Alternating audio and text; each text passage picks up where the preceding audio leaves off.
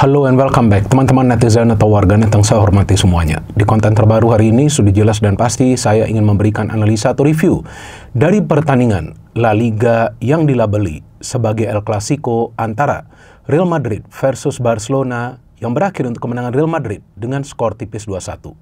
Dengan hasil akhir ini teman-teman, berarti Real Madrid tetap berada di posisi puncak klasmen sementara La Liga dengan selisih 5 poin dari Barcelona. Dan kemenangan ini juga merupakan kemenangan pertama bagi pelatih baru Real Madrid, Xabi Alonso. Meskipun sebelumnya sebagai pemain tentulah dia sudah pernah merasakan kemenangan atas Barcelona. Tapi sebagai pelatih, tentu ini adalah hal yang spesial bagi Xabi Alonso yang memang dikontrak oleh Real Madrid untuk bisa membawa Real Madrid kembali mendapatkan gelar musim ini. Jadi seperti yang saya katakan juga di platform lainnya, yaitu di Dewan Pandit Indonesia, bahwa jika Xabi Alonso tidak bisa mendapatkan gelar bersama Real Madrid sebagai pelatih mereka, maka bukan tidak mungkin Xabi Alonso tidak akan bertahan di Real Madrid. Karena presiden dari Real Madrid, Florentino Perez, adalah sosok yang menginginkan trofi dari pelatih Real Madrid. Itu juga salah satu faktor bahwa Ancelotti yang meskipun sudah lama melatih Real Madrid tidak diperpanjang kontraknya. Bagaimana dengan Barcelona? Barcelona kita tahu musim lalu sukses menjadi juara dari La Liga dengan permainan yang indah, bahkan bisa mencetak banyak gol. Dengan pelatih baru mereka musim lalu, yaitu Hansi Flick. Dan seperti yang juga saya katakan di Dewan Pandit Indonesia sebelumnya, bahwa Barcelona beruntung bisa mendapatkan Hansi Flick. Karena memang dia adalah pelatih yang bisa mengubah karakter dari para pemain Barcelona yang bermain bukan saja dengan fighting spirit yang tinggi, tetapi juga mengandalkan intelijensia. Artinya bahwa siapapun pemain Barcelona yang dia turunkan itu bisa menjalankan sistem yang dia inginkan. Apakah sistem tersebut? Yaitu bermain dengan garis pertahanan yang tinggi dan juga mengandalkan fast passing game.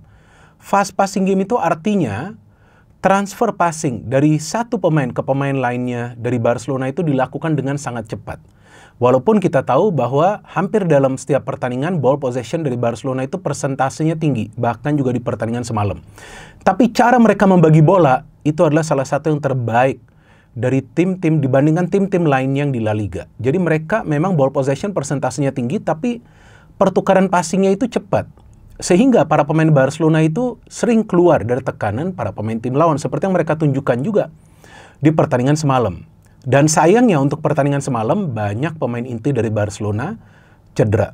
Tapi tetap saja mereka bermain lebih baik daripada Real Madrid dari segi ball possession dan juga dari segi mengalirkan bola ke ruang pertahanan Real Madrid. Tapi apakah mereka bisa menciptakan sebanyak peluang seperti Madrid? Enggak.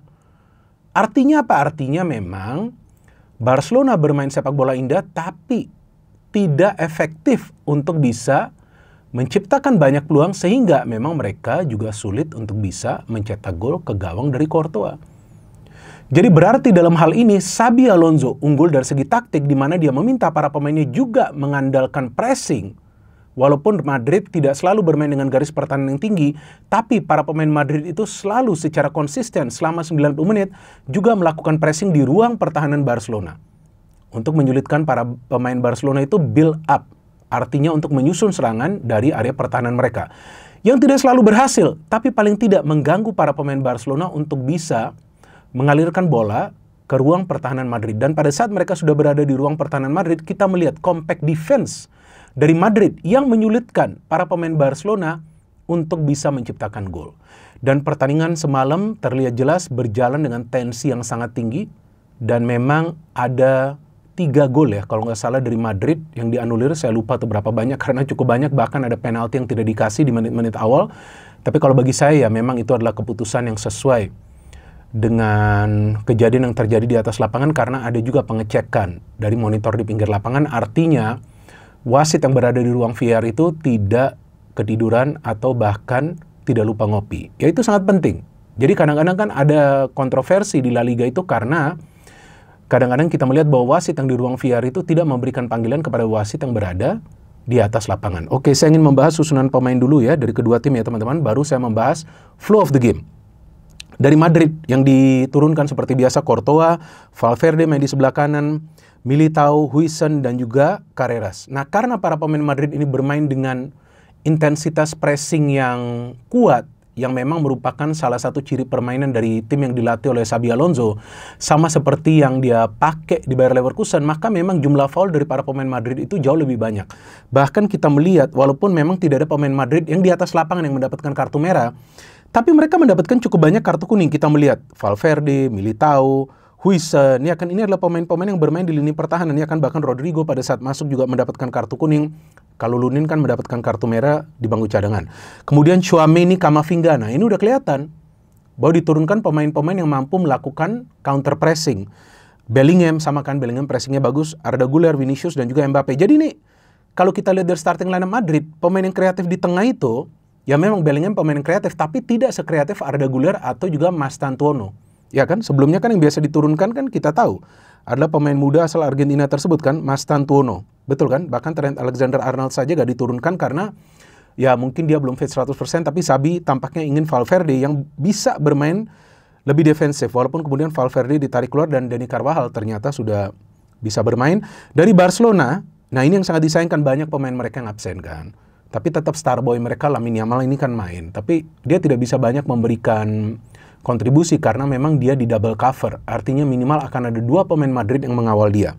Ada Fermin Torres, bagus, Fermin Lopez, ya, Rashford, luar biasa permainannya.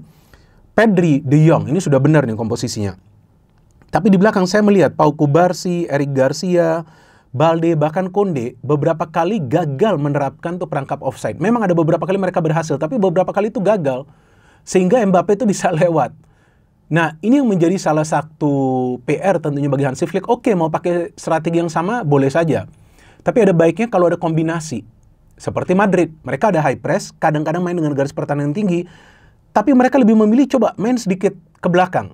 Karena kalau mereka bermain lebih tinggi, beberapa kali juga kan ada pemain Barca itu kena perangkap offside. Tapi mereka gak selalu pakai itu perangkap offside, kan mereka tahu, takutnya kecolongan gitu. Apalagi di La Liga kan, kadang-kadang garis yang tipis itu kan, dalam offside atau onside, itu yang bisa menyulitkan tim lawan gitu. Jadi para pemain Madrid tidak selalu bermain dengan garis pertahanan yang tinggi. Dan dari jalannya pertandingan, ya walaupun Madrid bermain agak hati-hati, tapi setiap kali Madrid menguasai bola, serangan mereka itu tampak lebih membahayakan pertahanan dari Barcelona. Nah, artinya dalam hal ini saya melihat De Jong dan juga Pedri sulit untuk bisa menahan aliran bola yang diberikan antara dari Güler atau juga dari Bellingham kepada salah satu nih, antara Vinicius atau juga Mbappe. Nah, jadi Vinicius dan Mbappe ini diberikan tugas untuk bisa mengandalkan skill individu mereka pada saat mereka sudah memasuki area pertahanan dari Barcelona. Dan ada yang mereka berhasil, ada beberapa kali mereka gagal, tapi itu Vinicius yang dilanggar, saya pikir itu memang bukan penalti.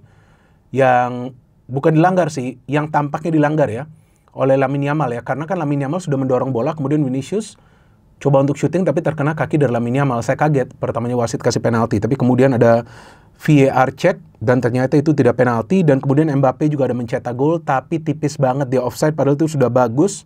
Si Arda Güler yang memberikan passing, kemudian Mbappe bisa kembali mencetak gol. Di sini kita melihat proses gol yang sangat luar biasa. Bellingham bisa memutar badan, memberikan umpan terobosan yang pas banget. Mbappe itu tidak offside, teman-teman, dan dia bisa mencetak gol.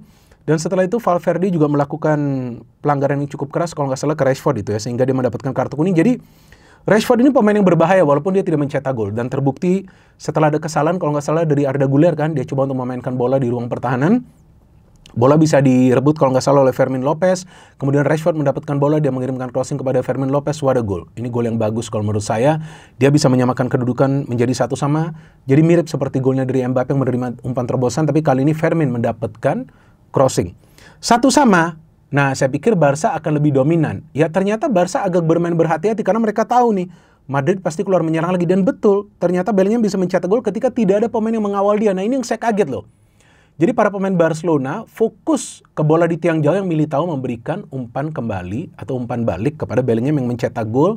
Dan selebrasinya dingin banget karena kita tahu banyak yang mengkritik Bellingham. Bahkan saya melihat dia bermainnya agak kaku sejak Madrid ditangani oleh Xabi Alonso. Tapi di match ini dia bermain kreatif. Mungkin karena kali ini dia diberikan keleluasan bersama Güler. untuk juga ikut terlibat dalam proses membangun serangan, walaupun kita tahu ya Bellingham ini kan bukan playmaker ya, tapi dia adalah gelandang holding midfielder ya, yang biasa melakukan pergerakan box to box lah istilahnya.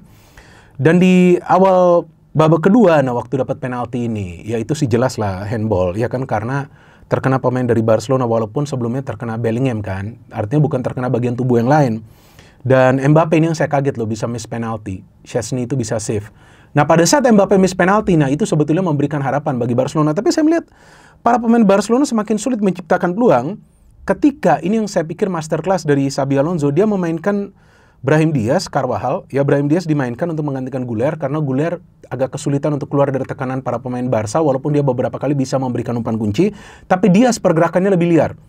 Kemudian Carvajal masuk, Rodrigo, nah Rodrigo ini masuk menggantikan Vinicius, walaupun saya lihat Vinicius sepertinya tidak happy ya, tapi ya itulah keputusan dan keberanian dari Xabi Alonso, bahkan dia berani menarik keluar Vinicius Junior.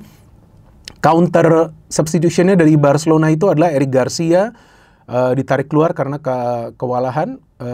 Eric Garcia, ya, kemudian Ferran Torres, Casado masuk, bahkan Pau Cubarsí keluar, ada pemain muda ini yang masuk, Rooney Bardghji ya, dia masuk, tapi kemudian saya melihat dengan masuknya Ceballos dan juga, ya Ceballos ini yang paling penting ya, dia menggantikan Bellingham, dia bermain agak defensif, dan Pedri kemudian melakukan foul yang tidak perlu kepada Tchouaméni sehingga dia mendapatkan kartu kuning kedua. Tapi saya melihat jujur, secara overall, secara keseluruhan sebetulnya Barcelona bermain sepak bola indah, seperti biasa tiki-taka.